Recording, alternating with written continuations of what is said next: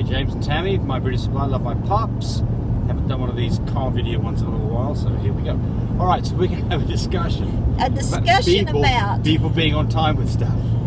Not on time with stuff, but information updates. Now I can't even think of it now Well, because I'm so frustrated. I'm going to give you examples. Keeping in contact with your seller or your buyer, whether it's delivering puppies, picking up puppies, or doing stud service. Stud service. So I'm going to talk about all three of those. Contact. So I've got one right now for a stud service that somebody's going to drive up here and do an on-site stud service, but they're not forthcoming on information. Here's the problem. Right. Our dogs are used a lot. We give you a time slot for your dog. So if you show up 5 days later and you don't tell us about it, that dog, maybe I can't. Already filled up. Well, it may be filled up, or maybe I missed out on the opportunity to fill it up with somebody else. I mean, it's just courtesy. That's all it is. Communication. So we had a dog that was. Don't snap your fingers and we get it done. We try, but it doesn't happen. Right, we're getting a dog delivered from Brazil, and no communication whatsoever. No communication. Have no idea. It's tomorrow, but I have no idea what time I'm supposed to be there. We had some folks I have to drive 2 hours to get there. Right. And it's like, what the hell? I know. We're just in a little bitch station, so take it as well. We got had a puppy that was picked up, and they drove halfway across America to get it. Again, look, if it was me, and I was going to go pick up a dog in California, I would be texting when I was leaving. I'd be texting to let you know that I'm halfway there. He finally did. I know. But after I had a chew-out session with him. I know. I mean, we care about our customers. We care about dogs. But just you gotta have communication. Communications, and also we're not saying this. This butt down. We're here now. Yeah, we're not saying this because of your, as our customers. It's everybody. It's just generally. Just good communications is polite, and it stops some things that get messed up. Yeah. And by the way, texting, sometimes you text things and it doesn't read right, so the other person on the other end takes it wrong. If it's that important, you need to make that phone call and make a communication. I'll tell you one thing that happens to me. Also. I'll text something, and then I'll go back and look at what I've been doing an hour or two later. It says not delivered. Because you're in a crappy area. So make sure your texts are going through. So we had another situation with a person who was a nanny who said they hadn't been paid. Well, they had been paid, and they hadn't checked their messages properly, and they were kind of got their panties in a wad. Yeah. But we've got terrible service, which on the other guy, that was part of the problem too. We had terrible service. His phone was being screwy. Yeah. Make that phone call. So don't do it everything. I don't want to go on any further because it sounds like we're complaining, and we're not complaining. We're just saying, I know.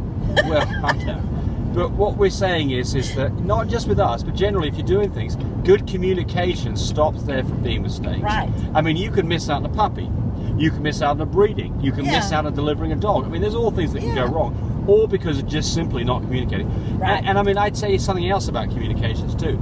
If you don't like what you're being said, take a breather. Don't reply to it right away.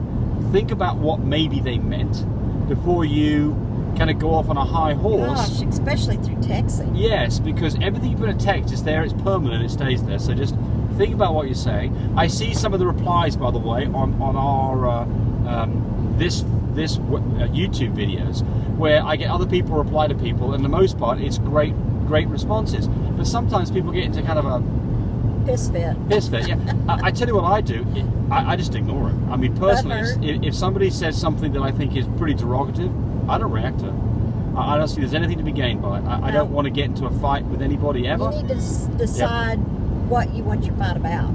Oh, the only fight I'm going into is the preservation of safety of my children, or my wife. argument about The safety of my wife, and maybe my dogs, but not anything else. It's not worth fighting over. All right.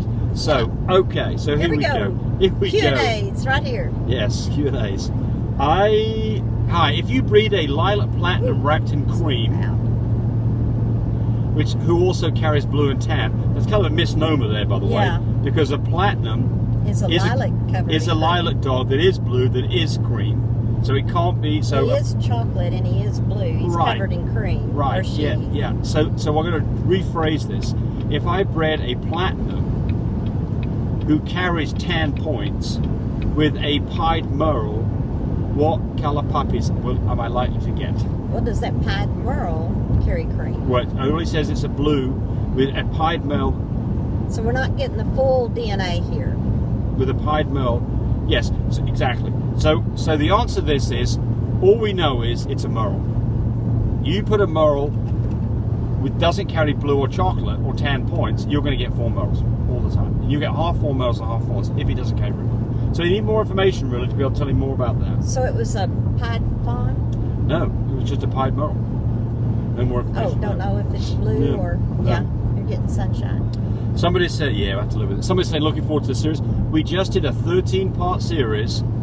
I spent Sunday doing videos, did a 13-part series all about animal colour genetics. So look at that. The first 3 I've released. I'm going to hold back a little bit for a day, and then I'll release probably 3 more. I'll probably all get them all out in about 4 days. So I'm trying to cover the whole spectrum, every colours you can think of, including the intensity gene that people have been asking about. So hopefully that's going to be useful to people. Could you tell me the best dog to go with? A fawn girl, ATA, carries blue and cream, and she has the fluffy gene. Okay, I'm really wanting fluffy pups in the future. Girl, that's ATA. A fawn girl that's ATA that carries blue and cream, and she has the fluffy gene. Well, we've got the dog for you. So we have a dog 2 called. of them. Yeah, we do. But in particular, we have a boy called Denali. He's a full fluffy. Full visual fluffies. He's a blue and tan. Carries cream and chocolate, no pied, no brindle.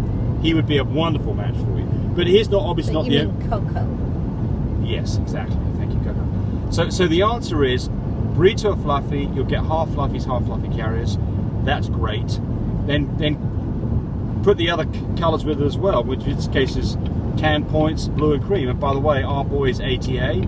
He is blue. He carries cream, and he's a full fluffy. And then Wolfie is.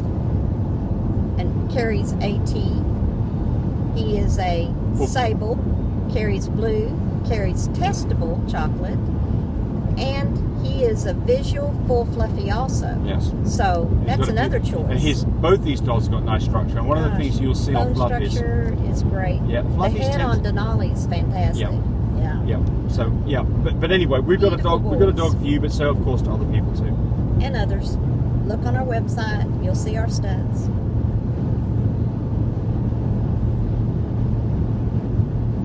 Oh, someone saying nice things about us. Well, we'll just say thank you to Nancy Massey for the nice things you're saying about us, and for ordering a puppy care kit from us. We appreciate that. Thank you.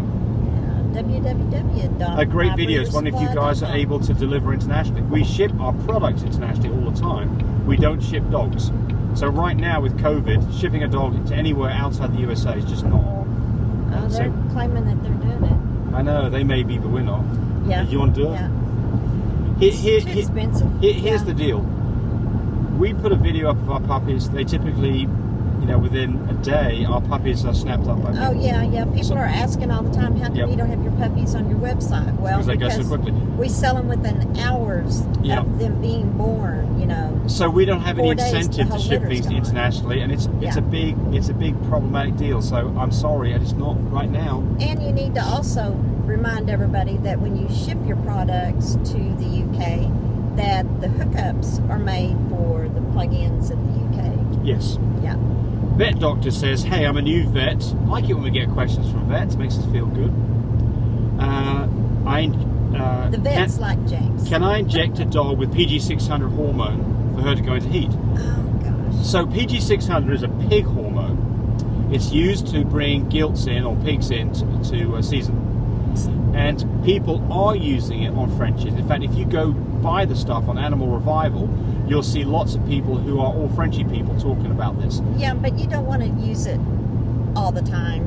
No, it's just in cases that you have trouble getting a female to come into heat. Exactly. Now, what would that be? I mean, please don't. To me, don't use it all the time. If your dog's sub 2 years old, don't even think about using it, because you need to give the dog a chance to come into heat. Problems. If a dog is 2 years old or older and it hasn't had a heat for a year and a half, then maybe there's an argument to try it out. Yeah. Otherwise, look, if this stuff worked, everybody, well, not everybody, but a lot of people would be using it to produce Christmas puppies. I'm telling you, that's what we'd be doing.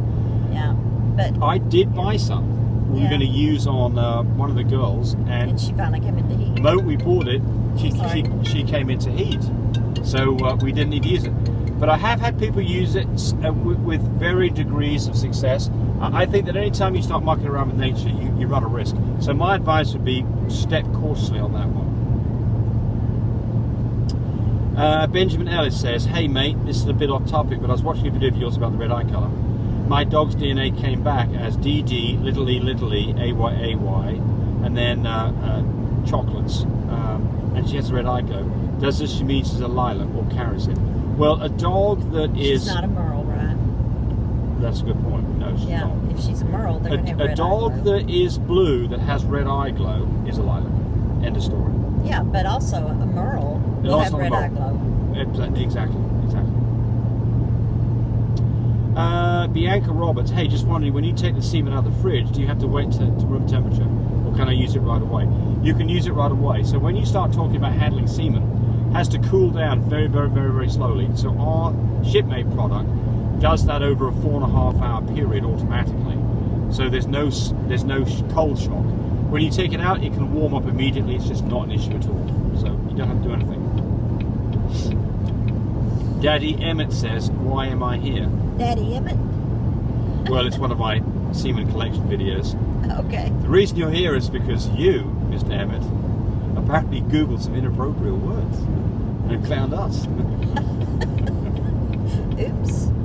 William Olson says, "I found a male American bully.